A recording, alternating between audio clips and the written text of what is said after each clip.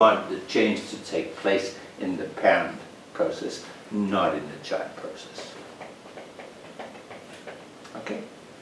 So that's why we have built-in commands. And built-in commands just means that it's a function in the shell program. So when you use the cd command, you call that function and then return to the normal shell.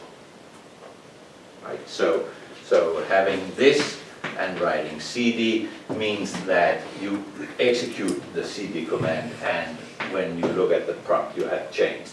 Normally, when you do this, what will happen is that you will fork, and the child will do the ls, and the parent will sit and wait, and when the ls is done, you get the prompt back in the parent. Okay? So that's the way programs are executed in the shell. Fork the process, load the program, and execute. Pipe we talked about pipes, right? So no reason to go through that. Describe the functions and applicability of mutexes and semaphores and relate them to the atomic operation concept. I have a question. When you say explain conditions for program execution, do you just think about if-then conditions, or what do you mean? Sorry? Are we not in the third question now? Explain the role of the shell. Okay. Explain the role of the role should have been R-O-L-E, right? The role of the shell, not the rolling shell. The rolling. Yeah, okay. Then we asked us explicitly explain how conditions for program execution are controlled. I think about if-then. Okay, I think I have. Or do I have a wrong one? I have a. What does it say especially?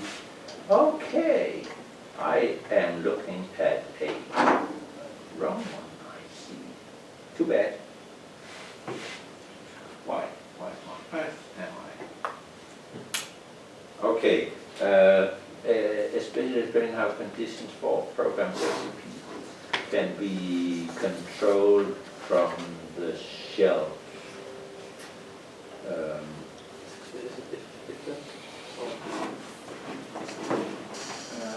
What on earth? I had something in mind here. Explain the role of the shell. Okay, we did that. Especially explain how conditions. Okay, yeah. The conditions are actually that you have these standard environments to execute it. You have a standard.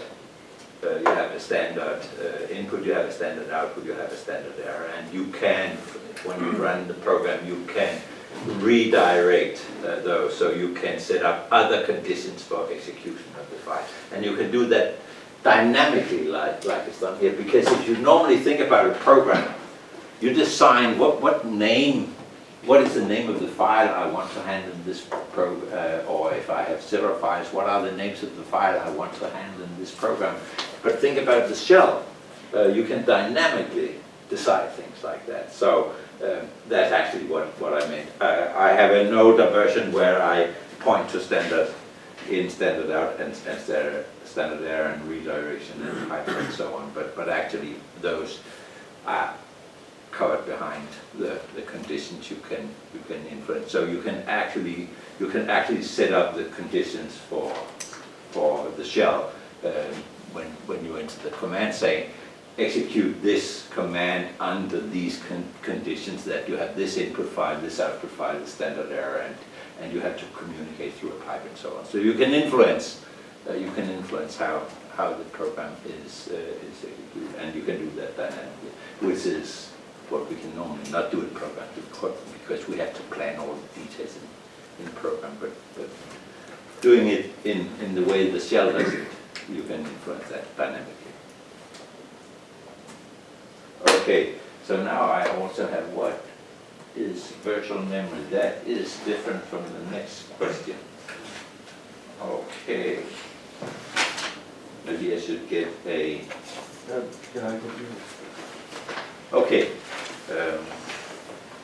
So, what is virtual memory and how does it relate to physical memory? Or also explain what kind of properties and services virtual memory has to offer the programmer.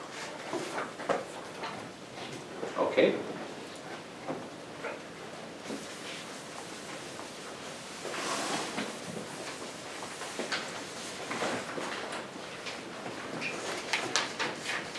So what is virtual memory?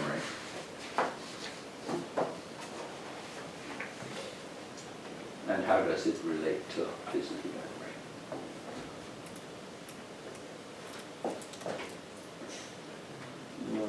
If you think about your program, does your program see the virtual memory or the physical memory? It sees the virtual memory. So whenever you use an address in your program like read from file descriptor something into some buffer, that buffer address is in the virtual memory, right? So it looks something like this. How big is the address? 32 bits or 64 bits or something like that. So it's a number of bits. So this is a virtual address.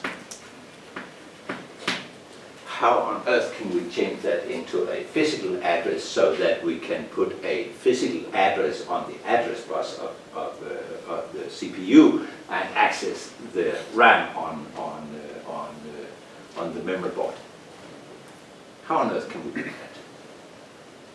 Divide the space into pages. Yeah, so I simply isolate a number of bits saying this is a page number, and this is an offset. So that's just something I do, and then I take these bits and I put them into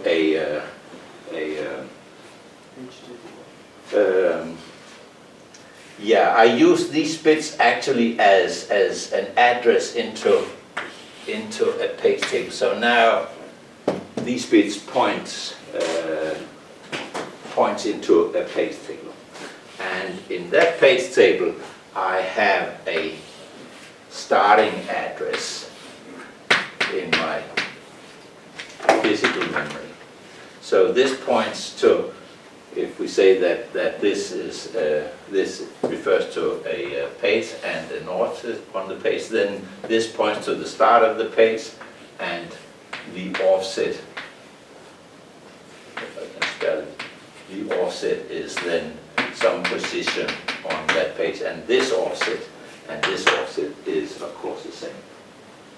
So now I have translated a virtual page number into a physical page number using a page table, which simply contains the starting address over here somewhere, A, B, C, D, E. That's where it starts in physical memory. So this is the way I translate a virtual page into a physical page. And now here I access. This is in random access memory. Okay.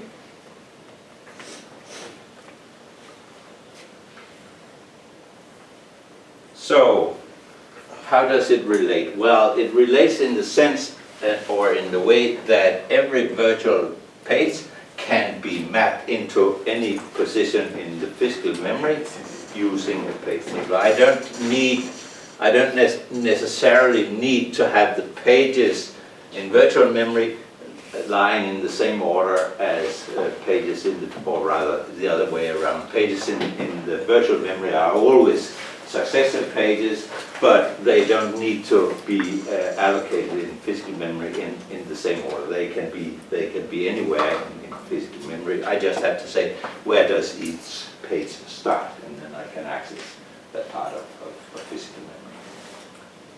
Okay? What kind of properties and services does virtual memory offer the programmer? Well, first of all, you don't have to think about the physical placement of your program. Secondly, every process has its own page table, so no processes can access data from another process because they have different page tables, so they have no chance to access the same physical pages, unless we have declared shared memory. If we declare shared memory, that's another thing that's to solve. But processes have isolated address space. If programs were to handle the physical memory themselves, well, then the failing program could run out of its own limits, and then it would run in the next program in memory. And there was no chance to see that. But because we're going through the page table, it's not possible. So if a program suddenly runs out of its allocated virtual memory, you get a seg fault saying, okay, I can't find this page in your page table, so you have no access. So that's when you get a seg fault. Yes. So highly protected, isolated address space for each process. What about the size of the program? Do you need to have all